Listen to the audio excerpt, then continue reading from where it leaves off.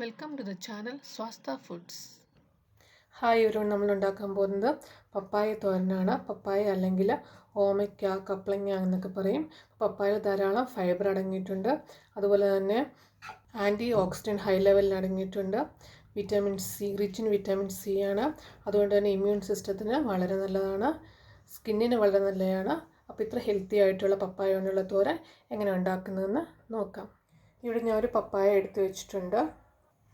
ഇനി ഇതിൻ്റെ മേളിൽ ഇങ്ങനെ നല്ലോണം ഇങ്ങനെ ഒന്ന് കൊത്തുക. ഇനി നല്ലോണം ഒന്ന് കൊത്തുക. കറയുണ്ട്. അത് കഴിഞ്ഞിട്ട് നല്ലവണ്ണം കഴുകുക. ഇനി ഇത് നടുക്കൂടെ ഒന്ന് കീറുക. നല്ലോണം മുറിക്കാം. പപ്പായ ഞാൻ ഇവിടെ മുറിച്ച് വെച്ചിട്ടുണ്ട്. ഇനി ഇതിൻ്റെ അകത്തിലെ അരി എടുത്ത് കളഞ്ഞിട്ട് തൊലി എടുക്കാം. ഒരു സ്പൂൺ വെച്ചിട്ട് ഇതിൻ്റെ അരിയെല്ലാം എടുത്ത് കളയാം.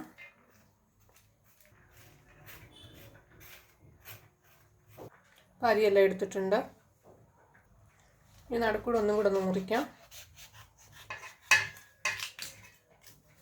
തൊലി എടുക്കാൻ കുറച്ച് എളുപ്പമായിരിക്കും. ഇനി ഇതിൻ്റെ തൊലി എടുക്കാം. ഒരു പീലർ വെച്ചിട്ടോ അല്ലെങ്കിൽ നൈഫ് വെച്ചിട്ടോ തൊലി എടുക്കാം. പപ്പായയുടെ തൊലിയെല്ലാം എടുത്തിട്ട് അരിയെല്ലാം എടുത്ത് വെച്ചിട്ടുണ്ട്. ഇനി നല്ലോണം കഴുകിയെടുക്കണം.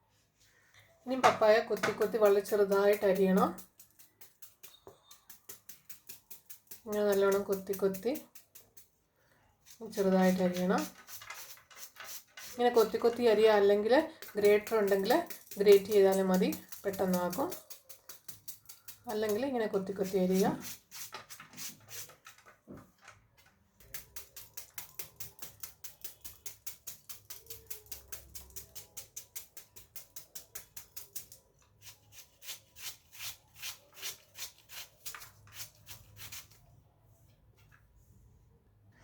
അപ്പോൾ ഓമയ്ക്ക ഞാനിവിടെ കൊത്തി അരിഞ്ഞ് വെച്ചിട്ടുണ്ട്. ഒരു ഓമയ്ക്കയുടെ പകുതിയാണ് എടുത്തേക്കുന്നത്. വേറെ എന്തൊക്കെ ആവശ്യമാണെന്ന് നോക്കാം. ഒരു കപ്പ് തേങ്ങ ചിരകിയത്. പിന്നെ ഞാൻ എടുത്തേക്കുന്ന ഉള്ളി അരിഞ്ഞതാണ്. ഒരു ചെറിയ സവാളയുടെ പകുതി അരിഞ്ഞത്. ചെറിയ സവാള അല്ലെങ്കിൽ ചെറിയ ഉള്ളിയാണെങ്കിൽ അതെടുക്കാവുന്നതാണ്. പിന്നെ എടുത്തേക്കുന്ന 2 പച്ചമുളക് ഇങ്ങനെ അരിഞ്ഞ്. എരിവ് കൂടുതൽ വേണമെങ്കിൽ കൂടുതൽ പച്ചമുളക് എടുക്കാവുന്നതാണ്. 3 വെളുത്തുള്ളി അരിഞ്ഞത്. കുറച്ച് കറിവേപ്പ്. ഇനി എങ്ങനെ ഉണ്ടാക്കുന്നതെന്ന് നോക്കാം. ഇനി ഒരു പാൻ വെക്കുക. പാൻ ചൂടാക്കി കഴിയുമ്പോൾ ഒരു 1.5 ടേബിൾ സ്പൂൺ വെളിച്ചെണ്ണ ഒഴിക്കുക. എണ്ണ ചൂടാക്കി കഴിയുമ്പോൾ ഒരു 1/4 ടീസ്പൂൺ കടുക് ഇട്ട് കൊടുക്കുക. കടുക് പൊട്ടിക്കഴിയുമ്പോൾ ഒരു 1/2 ടീസ്പൂൺ ജീരകം ഇട്ട് കൊടുക്കുക. ഇനി 1 ടീസ്പൂൺ ഉഴുന്നുപരിപ്പ് ഇട്ട് കൊടുക്കുക. ഇനി ഇതിനകത്തുള്ള അരിഞ്ഞു വെച്ചിരിക്കുന്ന സവാള ഇട്ട് കൊടുക്കുക. മുളക് അരിഞ്ഞത്, വെളുത്തുള്ളി അരിഞ്ഞത്, കറിവേപ്പ് ഒന്ന് വഴറ്റുക.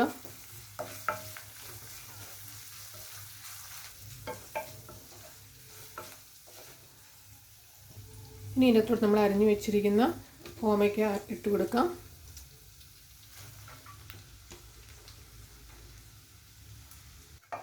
ഒരു മിനിറ്റ് ജസ്റ്റ് ഒന്ന് വഴറ്റുക. 1/4 ടീസ്പൂൺ മഞ്ഞൾപ്പൊടി ഇട്ട് കൊടുക്കുക. നല്ലോണം മിക്സ് ചെയ്യുക.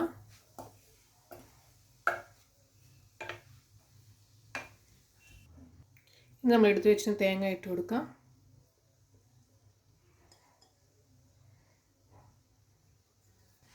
ആവശ്യത്തിന് ഉപ്പ് ഇട്ട് കൊടുക്കുക. നല്ലോണം മിക്സ് ചെയ്യുക.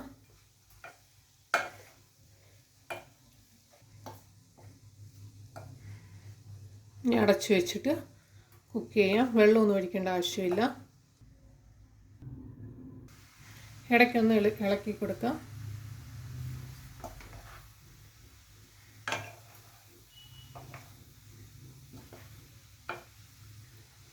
നല്ലോണം ഒന്ന് മിക്സ് ചെയ്തിട്ട് ഒന്നും കൂടി അടച്ചു വെച്ച് കുക്ക് ചെയ്യാം. നമ്മുടെ പപ്പായത്തോരൻ റെഡി ആയിട്ടുണ്ട്. നോക്കാണ് ഇവിടെ നല്ല വെന്തിട്ടുണ്ട്. പപ്പായയുടെ കൂടെ ഇങ്ങനെ തോരൻ വെക്കുമ്പം ചെറുപയർ അല്ലെങ്കിൽ വൻപയർ വേവിച്ചതും കൂടെ ആഡ് ചെയ്തിട്ട് ഉണ്ടാക്കാവുന്നതാണ്. അപ്പോൾ എല്ലാവരും ട്രൈ ചെയ്ത് നോക്കുക. വീഡിയോ ഇഷ്ടപ്പെട്ടെങ്കിൽ ലൈക്ക് ചെയ്യുക. അപ്പോൾ എൻ്റെ ചാനൽ സബ്സ്ക്രൈബ് ചെയ്തിട്ടില്ലെങ്കിൽ സബ്സ്ക്രൈബ് ചെയ്യാൻ മറക്കരുത്. സബ്സ്ക്രൈബ് ചെയ്യുമ്പോൾ ബെല്ലൈക്കൺ ക്ലിക്ക് ചെയ്യുക, ഓൾ ഓപ്ഷൻ സെലക്ട് ചെയ്യുക. നിങ്ങളുടെ അഭിപ്രായങ്ങൾ കമൻറ്റ് ബോക്സിൽ ഇടുക. Thank you.